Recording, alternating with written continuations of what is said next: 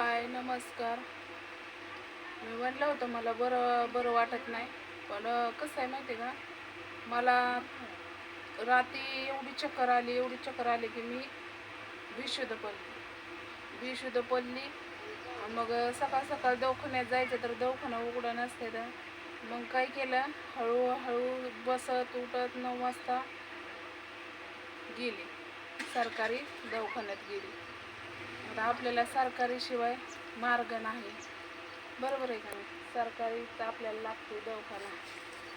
तर बघू शकताय, मला सलाईन 4 बाटल्या लावल्या, रक्त काढलं, एवढी वाटली अशी रक्त काढलं. रिपोर्ट आता पहिलं रिपोर्ट कागदावर यायचं, आता रिपोर्ट ऑनलाईनच येतात. मग नंबर घेतात ना, मग ऑनलाईनच न येतो.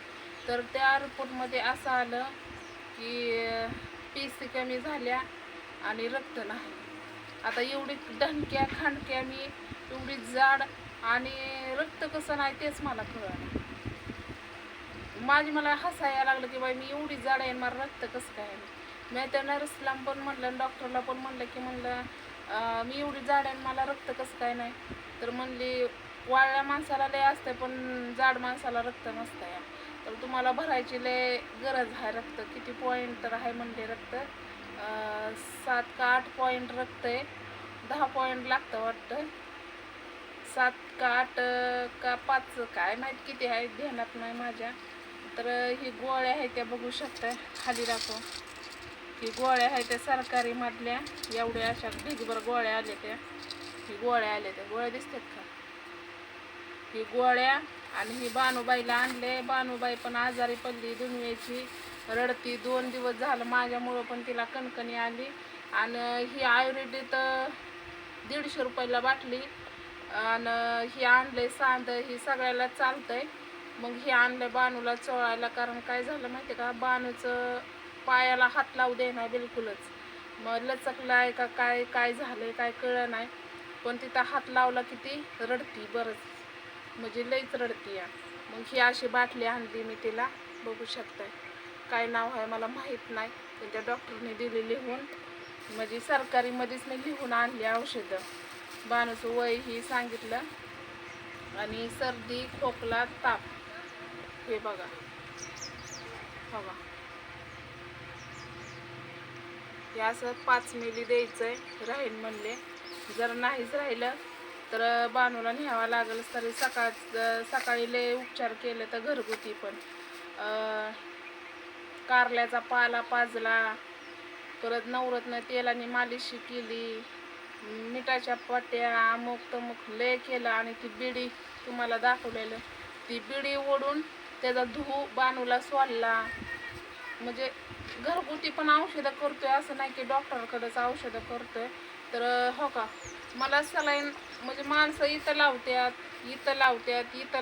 आणि मला हो का तिरकी लावले ते सलाईन, तिरक्या नसला लावले ते. हो का, इथं रक्त काढून घेतलंय, काढून इथं सलाईन लावलं होतं. म्हणजे सलाईन पण लावलं आणि त्यातनं सलाईनच्या ह्याच्यातनं रक्त काढलं होतं. आणि इथनं काय 2 बाटल्या चढवल्या आणि इथनं 2 बाटल्या चढवल्या, बघू शकताय. तर हो का, अशा पद्धतीने काय करावं, लय टेन्शन आहे. कवर टेन्शन तर घ्यावं, लोकांचं एवढं देणं झालंय ना प्रमाणाच्या बाहेर. ते असं विचार करूनच माझं डोकं काम करणं गेलंय. आणि त्यात बानूचं पण जास्त, बानूला काय झालं की मग अजूनच गळत. असं वाटतं सगळं मला यावं बा दुखणं. कोणाला काहीच होणे घरात. आता वल्लाला दाढी वाढली, 2 दिवस झालं मला म्हणतात दाढी वाढली माझी.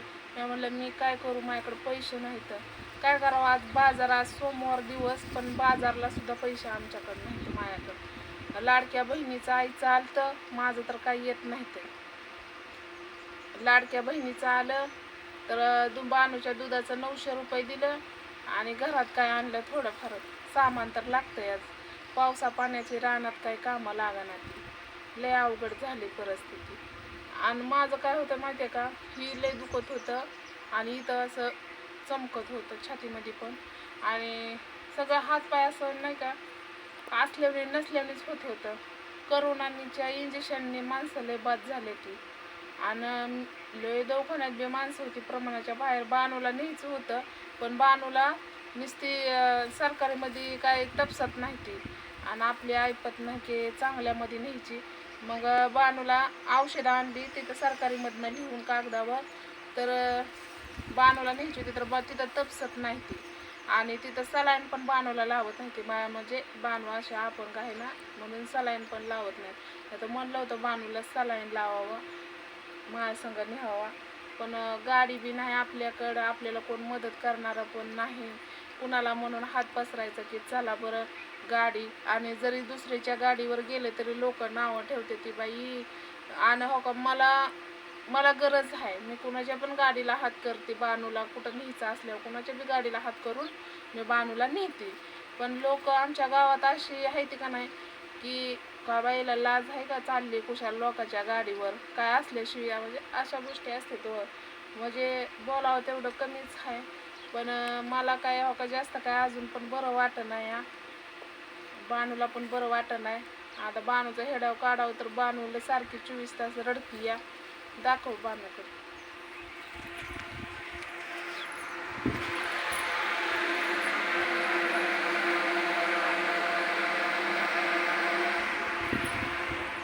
पण आजारी पडली बानू, काय करावं, लय अवघड आहे. आणि ओलं हाताना म्हणून मुंग्याचे लावले कड्यानी. तर आता बानूला औषधं आणि ती मालिशी संध्याकाळी करते, फरक पडेल. जर नाहीच फरक पडला तर न्यावं लागल. आता एवढ्या गोळ्या ह्याच्या मला खायच्या त्या रक्तवाढीच्या आणि कुठं कशाच्या आणि होतात, लय गोळ्या दिल्या त्या, काय करावा, खावं लागतंय. गरीब काय म्हणतात ना, गरिबाची जाण त्यालाच माहिती असते. तर चला, मी तिथं हेडेव काढणार होती, पण मला दोन दोन लावलं ना, त्यामुळं मला हालायलाच येणार. माझा हात पाका असा हे झालता, हालतच नव्हता माझा हात. त्यामुळं मला याने काही लोक बी काढता येणार काहीच होईना.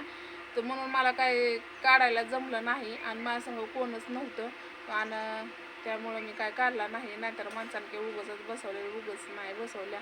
जे आहे मी ते तुम्हाला सांगते. आणि हेडे आवडला असला तर नक्कीच लाईक करा. तुमच्या लाईकमुळं माझ्या बानूचं आमचं दवाखानं चांगलं होतेलं. तर चला, बाय.